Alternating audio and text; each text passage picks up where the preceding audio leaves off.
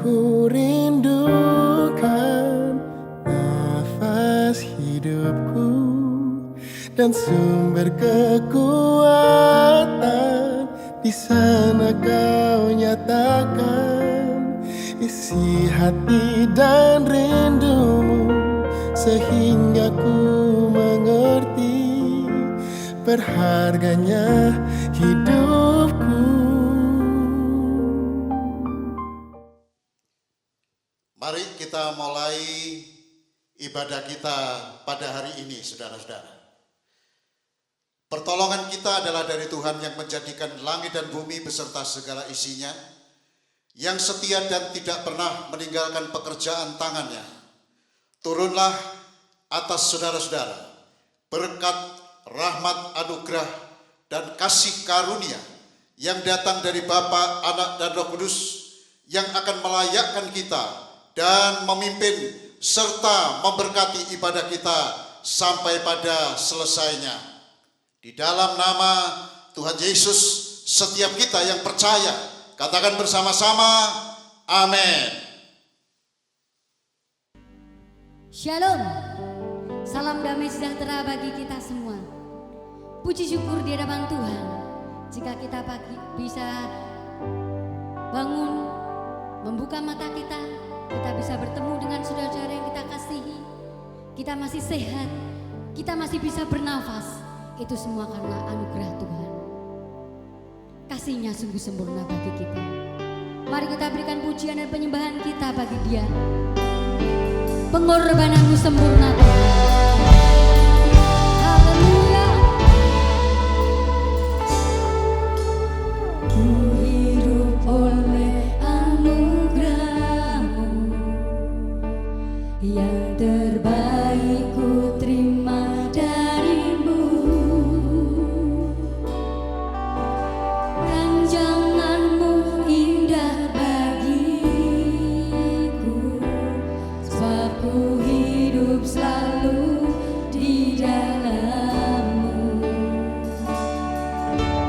Tiada pernah ku meragukan bukti kasih dan pengorbanan Dia, karya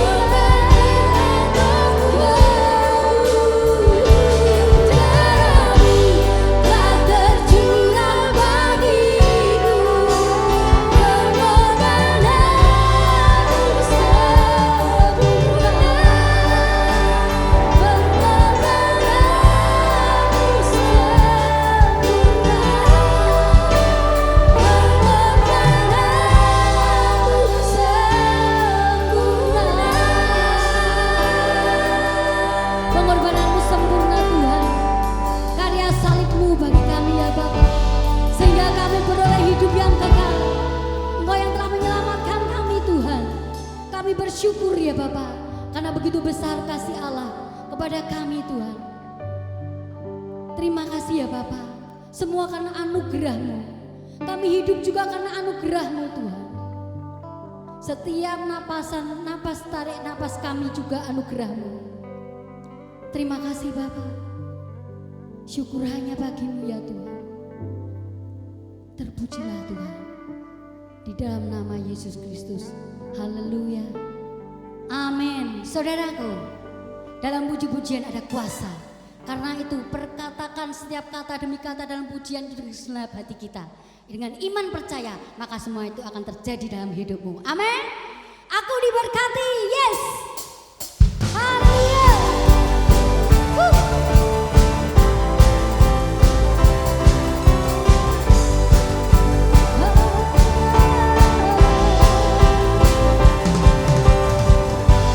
Kasih setiamu nyata bagiku,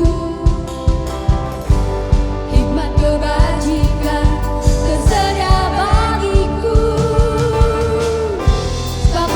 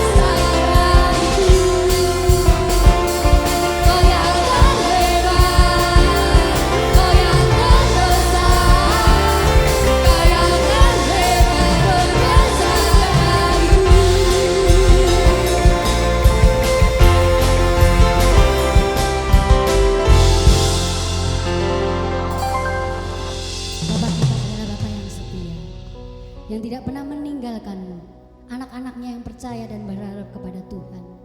Sekalipun kita menghadapi banyak masalah, tantangan, suka duka silih berganti, tapi jangan takut dan jangan gentar, karena Tuhan Allah yang peduli dan mengerti. Ia yang akan menolong kita dan pertolongannya tak pernah terlambat. Haleluya, karena kita punya Bapa yang setia.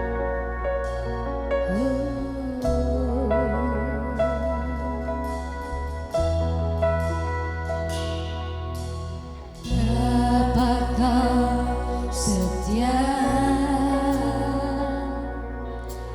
takkan meninggalkan, dan aku percaya,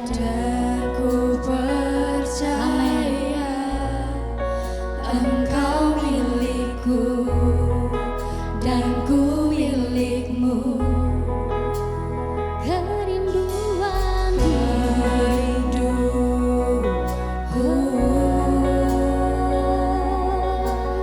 Tinggikan namamu, karena ku tahu Engkau dalamku dan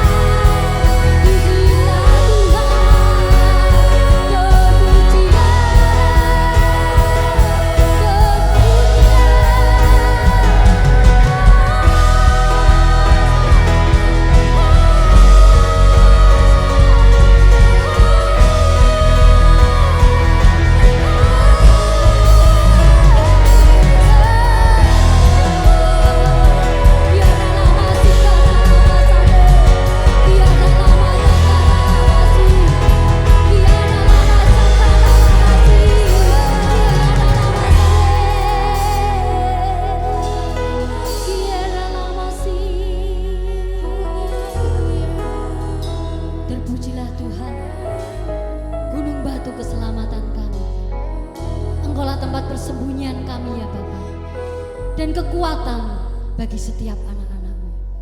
Haleluya, haleluya, amin.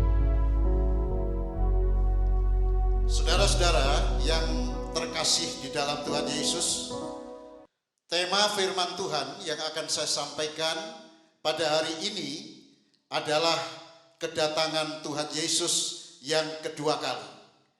Mari kita sama-sama berdoa terlebih dulu. Bapa, di dalam nama Yesus, kami bersyukur dan berterima kasih kepadamu Tuhan. Karena Engkau demikian luar biasa memelihara dan melindungi seluruh jemaat-Mu dan semua saudara-saudara kami dimanapun mereka berada, dalam berbagai situasi dan keadaan. Saat ini mari kami memohon pengurapan daripada Tuhan.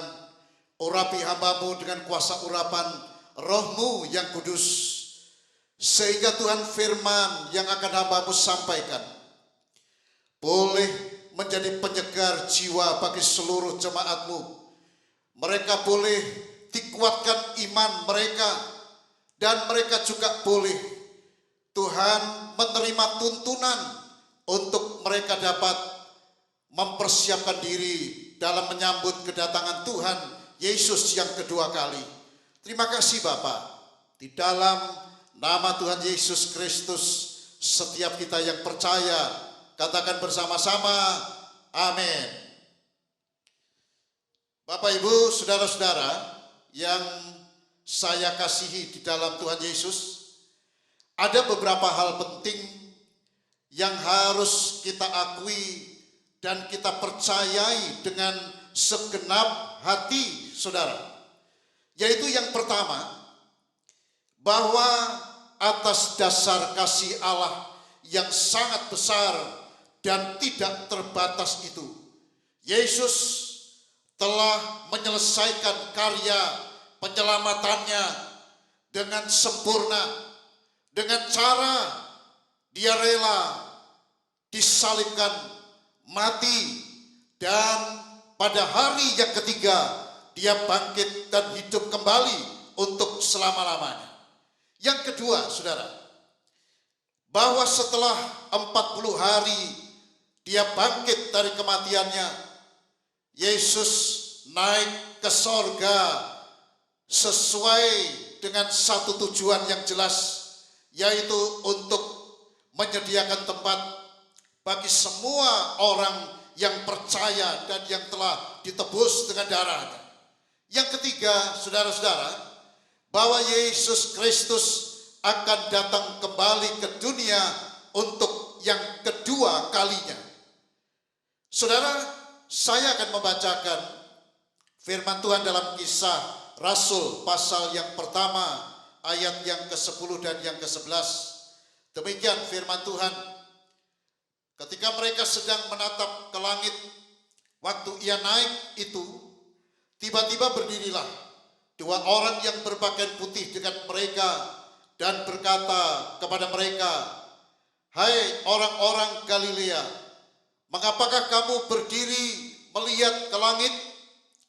Yesus ini yang terangkat ke sorga meninggalkan kamu akan datang kembali dengan cara yang sama seperti kamu melihat dia naik ke sorga."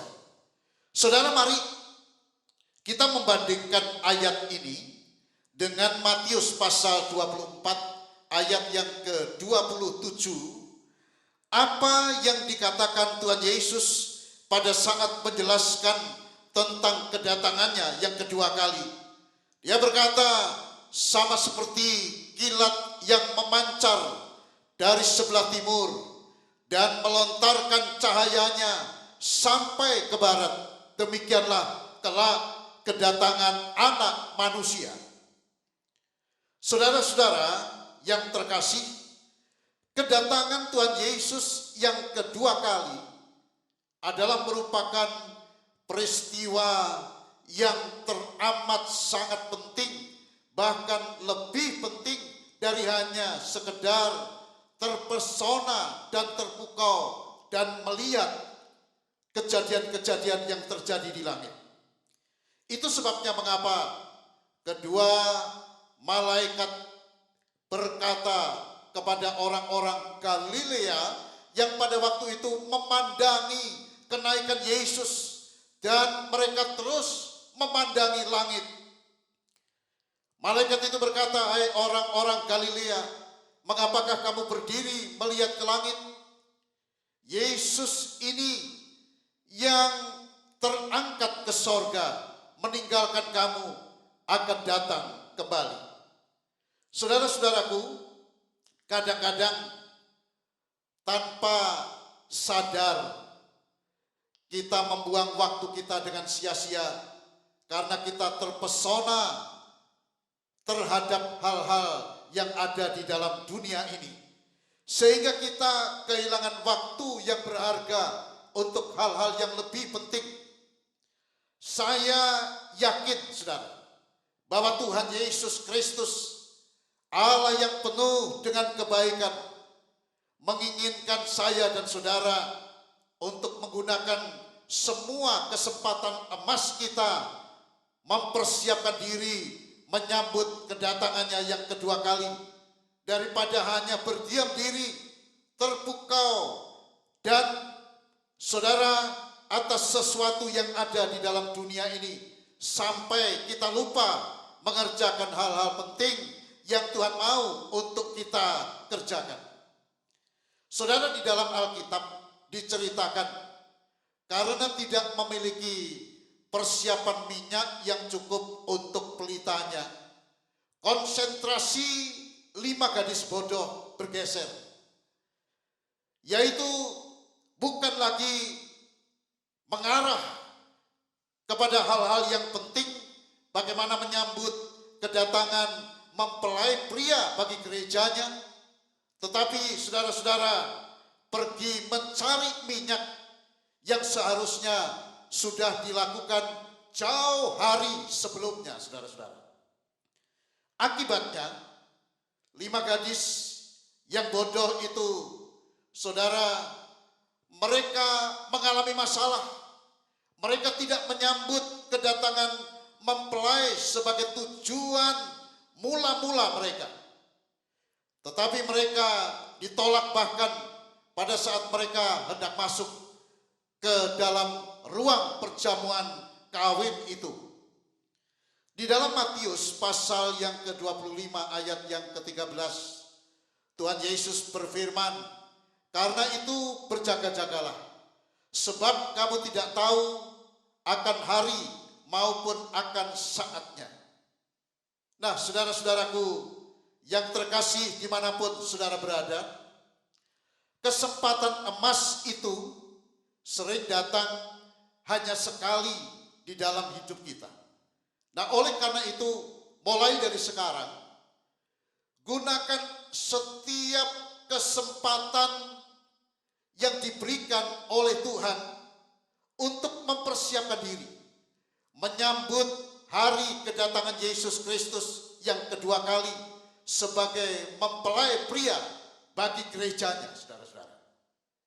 Saudara, jika kesempatan baik tidak kita gunakan dengan sebaik-baiknya, maka kesempatan baik itu akan digunakan oleh iblis dan roh jahat untuk merusak hidup kita dan untuk menggagalkan kita masuk ke dalam rencana Allah dalam Kristus Yesus.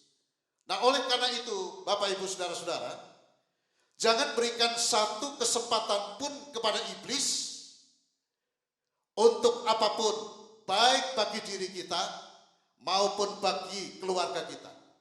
Jangan biarkan iblis untuk campur tangan dalam pekerjaan kita, dalam perekonomian kita, dalam sakit kita, dan dalam pergumulan kita. Jangan sekali-kali berikan kesempatan itu kepadanya. Karena sekali kita memberi kesempatan kepadanya, maka dia akan melakukan tindakan-tindakan konyol dan yang fatal yang akan merusakkan kehidupan kita, ekonomi kita, keluarga kita, kebahagiaan kita, dan lain sebagainya, saudara. Apakah janji tentang kedatangan Tuhan itu sudah pasti terjadi? Saudara-saudara, untuk menjawab pertanyaan ini, mari kita lihat apa yang dikatakan firman Tuhan tentang janji-janjinya. Yang pertama, saudara, janji Tuhan itu adalah janji yang sepenuhnya dapat dipercaya. Tapi justru soal iman percaya kita ini masih menjadi sesuatu yang meragukan. Suatu kali Tuhan Yesus menyampaikan firman-Nya, yaitu sebagaimana yang ditulis di dalam Lukas pasal 18 ayat yang ke-7 dan yang ke-8, saudara-saudara. Tidakkah Allah akan membenarkan orang-orang pilihannya yang siang malam berseru kepadanya? Dan adakah ia mengulur-ulur waktu sebelum menolong mereka? Aku berkata kepadamu, ia akan segera membenarkan mereka. Akan tetapi, jika Anak Manusia itu datang, adakah ia mendapati iman di bumi? Saudara, ayat ini merupakan ayat yang perlu kita cermati.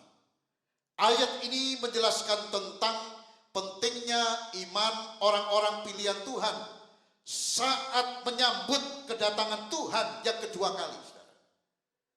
Dalam ayat ini dijelaskan bahwa Tuhan menjamin dua hal bila kita orang-orang pilihannya tekun, berdoa, dan mengiring dia. Yang pertama, saudara, Tuhan Yesus menjamin dan melakukan restorasi, menjadikan orang-orang pilihannya itu sebagai orang benar dalam pemandangan Allah di dalam Kristus Yesus. Yang kedua, saudara, Tuhan Yesus memastikan tidak akan mengulur-ulur waktu apabila orang-orang pilihannya yang masih hidup di dalam dunia ini membutuhkan pertolongan. Tetapi dalam ayat ini, saudara-saudara, Tuhan Yesus juga mengkhawatirkan orang-orang pilihannya jangan-jangan pada saat kedatangannya tidak menjadi seperti yang Tuhan harapkan. Itu sebabnya mengapa Tuhan berkata, akan tetapi jika anak manusia itu datang, adakah ia mendapati iman di bumi? Saudara-saudaraku, oleh karena itu menumbuhkan iman adalah hal yang sangat serius dan mendesak pada hari-hari yang sudah semakin mendekat kepada hari kedatangannya yang kedua kali. Yang kedua, saudara, semua pernyataan yang dikeluarkan Yesus tentang apa yang akan terjadi pada dirinya itu terjadi dengan sangat sempurna. Contohnya, pernyataan Yesus tentang kematian dan kebangkitannya, saudara-saudara, adalah merupakan pernyataan yang digenapi, terjadi dengan sempurna. Kalau kita membaca di dalam Injil Lukas saja, saudara, pernyataan tentang kematian dan kebangkitan Tuhan Yesus minimal, saudara, disampaikan 4 kali. Dituliskan dalam Lukas pasal 9 ayat 23, Lukas pasal 18 ayat yang ke-33, juga dituliskan dalam Lukas 24 ayat yang ke-7, dan Lukas 24 ayat yang ke-46. Apakah semuanya itu terjadi? Apa yang dinyatakan oleh Yesus tentang kematian dan kebangkitannya? Saudara-saudaraku, semuanya terjadi dengan sangat-sangat sempurna. Itu artinya, kalau Yesus mengungkapkan atau menyatakan tentang hari kedatangannya yang kedua kali, tentu tidak perlu diragukan lagi. Yang ketiga, saudara, Alkitab mencatat bahwa semua janji Allah tidak mungkin dibatalkan. Ada orang yang beranggapan bahwa Tuhan lalai menepati janji tentang kedatangannya, karena mereka berpikir sejak janji itu diucapkan pada awalnya sampai pada saat mereka hidup, mereka belum mengalami dan melihat tentang kedatangan Tuhan yang kedua kali. Itu sebabnya mereka ada yang beranggapan bahwa Tuhan telah lalai dalam menepati janjinya. Saudara-saudara, tapi firman Tuhan di dalam 2 Petrus pasal yang ketiga ayat yang ke-9, di sana dituliskan, Tuhan tidak lalai menepati janjinya, sekalipun ada orang yang menganggapnya sebagai kelalaian. Tetapi ia sabar terhadap kamu, karena ia menghendaki supaya jangan ada yang binasa, melainkan supaya semua orang berbalik dan bertobat. Saudara, selanjutnya, kedatangan Yesus yang kedua kali terbagi dalam 2 tahap. Hal ini harus kita mengerti. Yang pertama adalah kedatangan Yesus yang kedua kali, tahap yang pertama, saudara. Mungkin nanti pembicaraan kita hari ini hanya sampai pada poin kedatangan Yesus Kristus yang kedua kali, tahap yang pertama. Saudara, pada kedatangan Yesus yang kedua kali, bagian yang pertama, akan terjadi beberapa peristiwa. Peristiwa yang pertama terjadi adalah kita akan mendengar penghulu malaikat meniup sangkakalanya, dan pada saat sangkakala itu berbunyi, maka Yesus akan datang di awan-awan, dan seluruh dunia akan dapat menyaksikan semuanya ini. Yang kedua, akan terjadi kebangkitan orang mati yang mati di dalam Tuhan, dan mereka semua akan naik ke awan-awan bersama dengan Tuhan. Selanjutnya, saudara, akan terjadi pengangkatan yang dikenal dengan istilah rapture. Saudara-saudara, orang beriman pada saat pengangkatan itu, mereka yang masih hidup akan diubah dalam sekejap mata, diberi tubuh kemuliaan, lalu mereka akan terangkat naik menyongsong Tuhan di angkasa. Dan saudara-saudaraku, pada saat itu semua bentuk kecacatan fisik manusia, apakah kakinya timpang, atau matanya buta, atau bisu, atau tuli, atau organ tubuh yang rusak yang ada di dalam tubuhnya, semuanya akan disempurnakan. Tidak ada kecacatan yang akan tetap menempel pada tubuh kemuliaan. Semua berada dalam keadaan sembuh, sehat, pulih, dan nama Tuhan dipermuliakan. Selanjutnya saudara, pengadilan bagi orang percaya. Saudara, pengadilan yang akan berlangsung pada masa itu bukanlah pengadilan untuk menentukan apakah orang percaya itu masuk surga atau masuk neraka. Karena persoalan masuk surga itu adalah sesuatu yang sudah pasti. Tetapi saudara, pengadilan ini adalah pengadilan untuk menguji hasil pekerjaan dari semua orang yang percaya Yesus. Kalau pada saat diuji, hasil pekerjaan mereka ternyata saudara tahan uji, maka mereka akan mendapatkan upah dari Tuhan.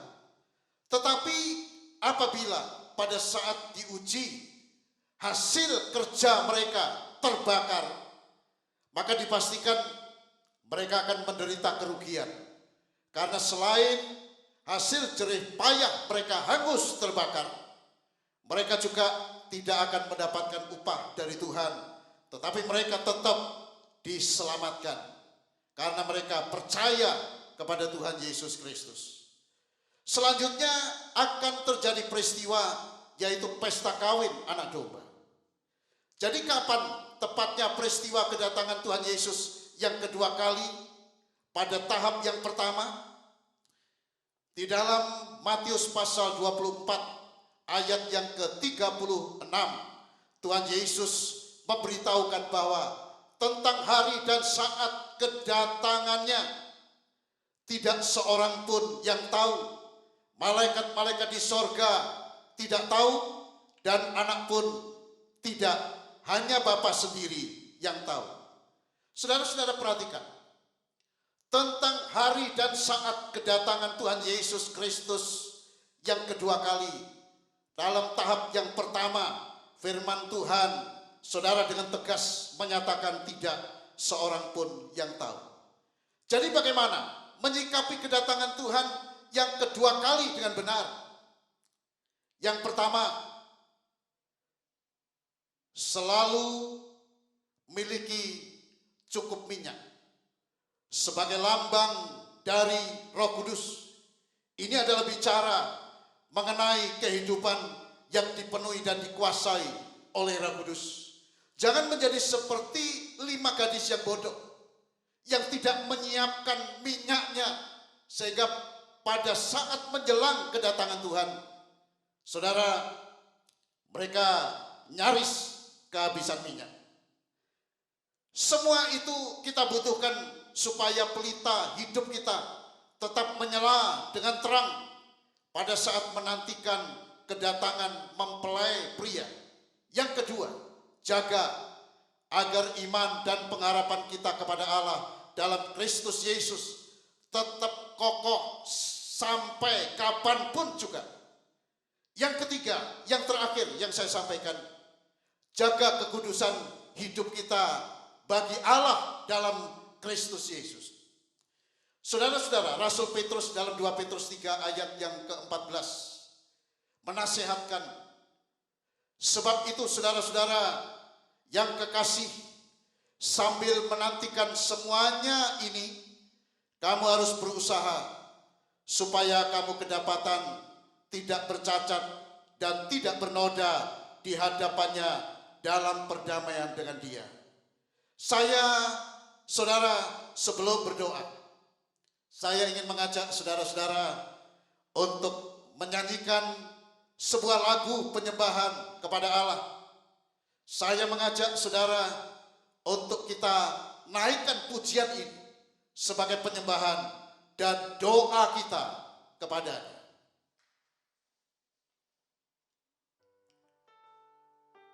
Terima kasih Tuhan Yesus. Terima kasih Tuhan Yesus. Terima kasih Tuhan Yesus. Kuduskan rohku ini, ya Tuhanku. Kuduskan jiwa ini, ya Tuhanku. Kuduskan tubuh ini, ya Tuhanku. Tak bercacat waktu Kau kembali. Kasih Tuhan Yesus. Kuduskan rohku ini, ya Tuhanku. Kuduskan jiwa ini, ya Tuhanku. Kuduskan tubuh ini, ya Tuhanku. Tak bercacat waktu Kau kembali. Ku sembah Kau, ya Yesusku, Allah Maha Kudus. Kemuliaan hanyalah bagi-Mu. Ku sembah Kau, ya Yesusku, Allah Maha Kudus. Kemuliaan hanyalah bagi-Mu. Ku sembah Kau, ya Yesusku, Allah Maha Kudus. Kemuliaan hanyalah bagi-Mu. Ku sembah Kau, ya Yesusku, Allah Maha Kudus. Kemuliaan hanyalah bagi-Mu. Kemuliaan hanyalah bagi-Mu. Kemuliaan hanyalah bagi-Mu. Bapa, terima kasih untuk kehadiran Tuhan. Di saat kami mendengar renungan firman-Mu, Roh Kudus menyegarkan jiwa kami. Roh Kudus menyegarkan hati kami. Kiranya hamba-Mu berdoa, Engkau berkenan untuk menolong seluruh jemaat-Mu dan semua saudara-saudara kami dimanapun mereka berada. Dan memberikan kemampuan kepada kami. Kiranya kami boleh sungguh-sungguh menyiapkan diri kami. Menyiapkan hidup kami. Menyiapkan minyak urapan itu setiap waktu Tuhan dalam kehidupan kami. Kami boleh menjaga kekudusan dengan pertolongan Tuhan. Kiranya anugerah, kemurahan, perlindungan turun atas setiap kami. Terima kasih Tuhan. Terima kasih. Segala pujian, hormat, dan kemuliaan kami persembahkan bagi Bapa. Di dalam nama Tuhan Yesus, setiap kita yang percaya, katakan bersama-sama, amin. Tuhan memberkati.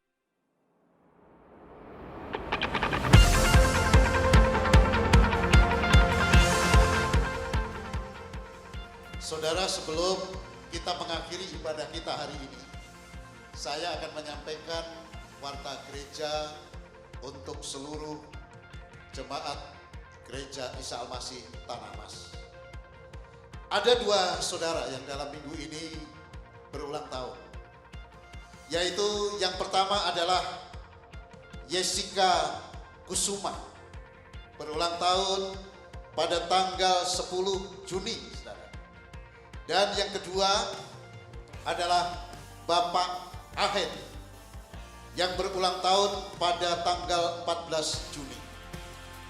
Atas nama Gembala Majelis beserta seluruh keluarga besar Gereja Isa Al-Masih Tanah Mas, maka kami mengucapkan selamat ulang tahun kepada Jessica dan Pak Ahen.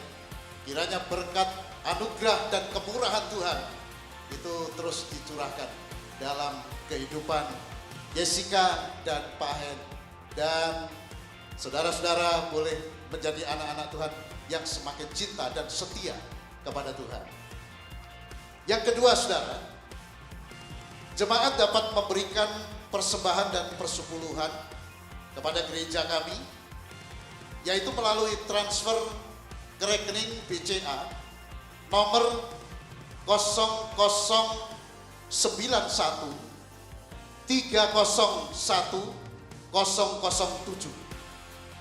Atau bagi Bapak Ibu saudara-saudara jemaat yang akan memberikan persembahan langsung tunai, bisa dibawa ke kantor gereja pada jam kantor, ya.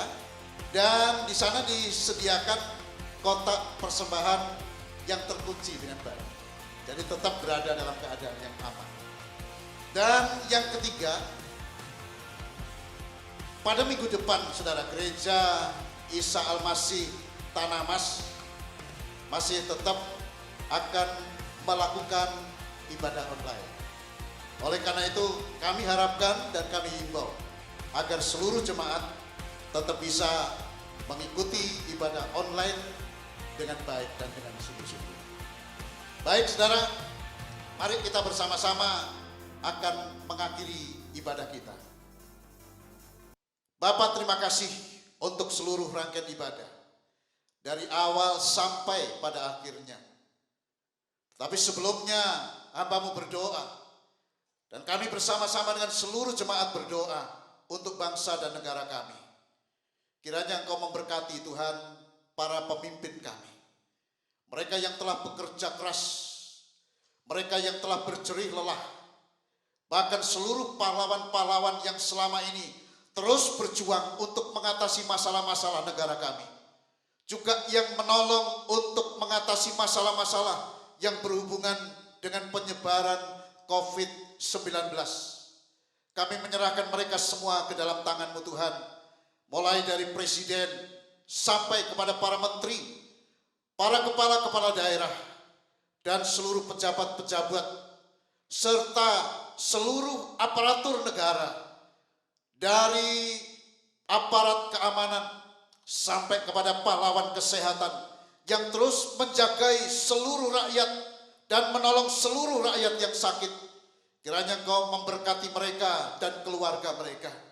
Dan mari Bapa, Engkau tetap menolong bangsa dan negara kami. Pulihkan bangsa kami dari keterpurukan ekonomi. Engkau akan terus memberkati sehingga seluruh wilayah negeri kami akan menjadi negeri yang diberkati. Para pemimpin kami akan menjadi pemimpin yang diberkati. Para kepala daerah akan menjadi kepala daerah yang diberkati. Dan seluruh rakyat akan menjadi rakyat yang diberkati. Mereka yang berada di kota, mereka yang berada di desa, di daerah terpencil atau dimanapun mereka berada. Bahkan Tuhan, seluruh warga negara Indonesia yang berada di luar negeri, kiranya juga Engkau akan terus memberkati dan menolong mereka semua. Terima kasih Bapak, terima kasih. Sekarang saudara-saudaraku yang kekasih, mari angkat hatimu dan kedangkan kedua tanganmu. Sebab Tuhan berfirman, Tuhan memberkati engkau dan melindungi engkau. Tuhan menyinari engkau dengan wajahnya dan memberi engkau kasih karunia. Tuhan menghadapkan wajahnya kepadamu dan memberi engkau damai sejahtera di dalam nama Tuhan Yesus. Setiap kita yang percaya, katakan bersama-sama, amin. Sampai jumpa, Tuhan memberkati saudara.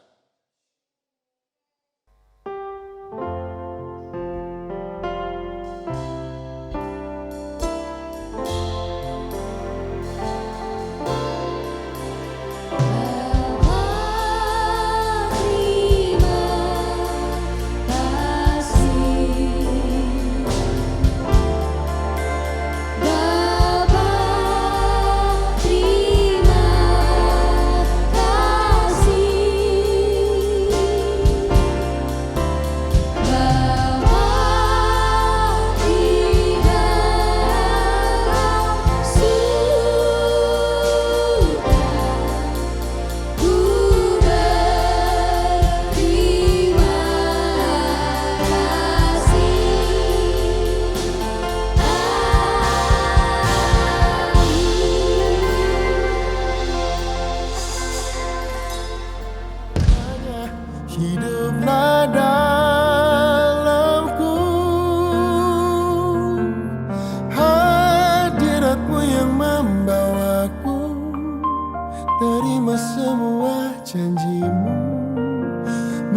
Ubah hidupku menjadi indah.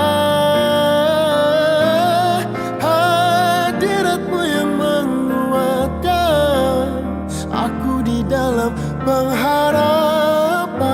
Yesus, untuk selamanya hiduplah dalamku. Yesus, untuk selamanya hiduplah dalamku.